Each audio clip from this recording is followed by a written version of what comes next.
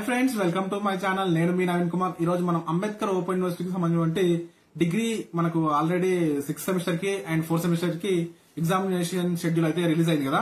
దానికి సంబంధించిన వీడియోస్ కూడా మన ఛానల్ లో అప్లోడ్ చేశాము, అవి మీరు చూడొచ్చు.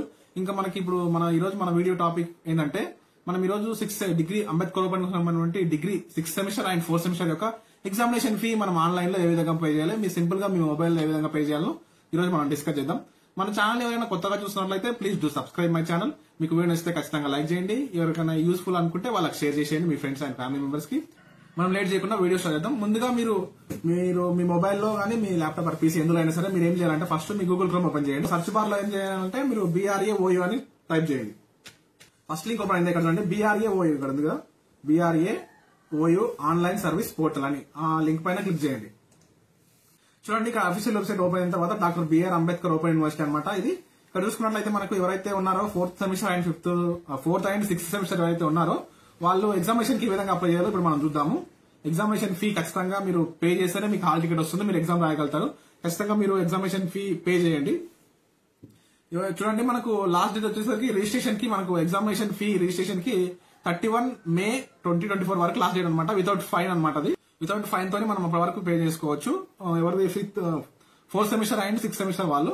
ఇక్కడ చూసుకున్నట్లయితే మనం రిజిస్ట్రేషన్ చూడండి, ఇక్కడ మన అఫీషియల్ వెబ్సైట్ ఓపెన్ తర్వాత మీరు ఇక్కడ admission notification, student quick links and examination notification ఉందా ఇక్కడ చూడండి, ఇది ఎగ్జామినేషన్ నోటిఫికేషన్.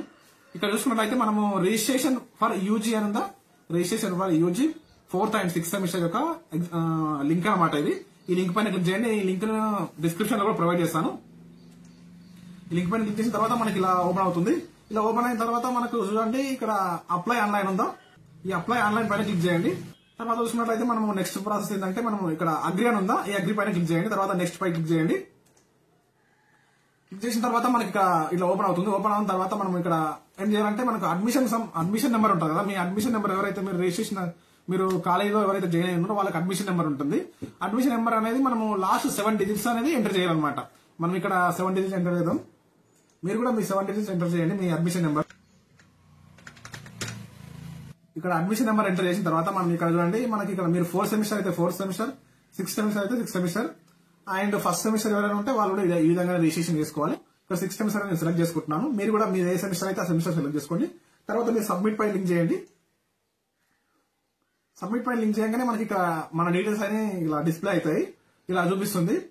6th సెమిస్టర్ లో మనం ఇక్కడ చూడండి, మన నేమ్, మన అడ్మిషన్ నెంబర్, మన కోర్సు, మన డేట్ ఆఫ్ బర్త్, మన father name, mother candidate name and father name, Telugu అంటే మీడియం ఏది, ఆ విధంగా చూపిస్తుంది.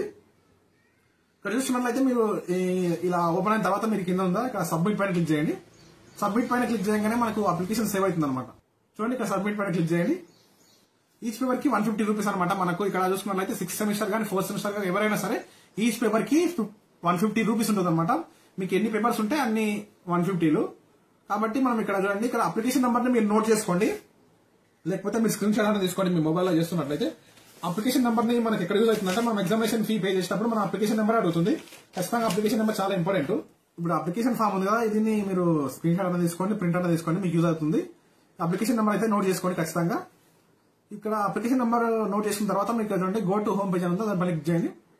గో టు హోమ్ పైన క్లిక్ చేస్తే మీకు ఇక్కడ కింద చూపిస్తుంది అనమాట. ఇప్పుడు ఇంతకుముందు అప్లై చేసాం కదా మనం, అప్లికేషన్ ప్రింట్ ని ఈ విధంగా తీసుకోవచ్చు. ఇక్కడ లింక్ చేసి అప్లికేషన్ ప్రింట్ ఇక్కడ ఇక్కడ application number, admission number enter చేసి మీ సెమిస్టర్ ఏదో ఓపెన్ చేస్తే మీ సెమిస్టర్ ఏదో సెలెక్ట్ చేసి ఇక్కడ మీరు pay fee using credit card and debit card పైన క్లిక్ చేయండి. క్లిక్ చేసిన తర్వాత మీరు ఇక్కడ అప్లికేషన్ నెంబర్ ఎంటర్ చేయండి. ఇప్పుడు మీరు నోట్ చేసుకున్నారు కదా, ఆ నోట్ చేసుకున్న అప్లికేషన్ నెంబర్ ఇక్కడ ఎంటర్ చేయండి. అప్లికేషన్ నెంబర్ ఎంటర్ చేసిన తర్వాత మీకు ఇక్కడ సబ్మిట్ పైన క్లిక్ చేయండి.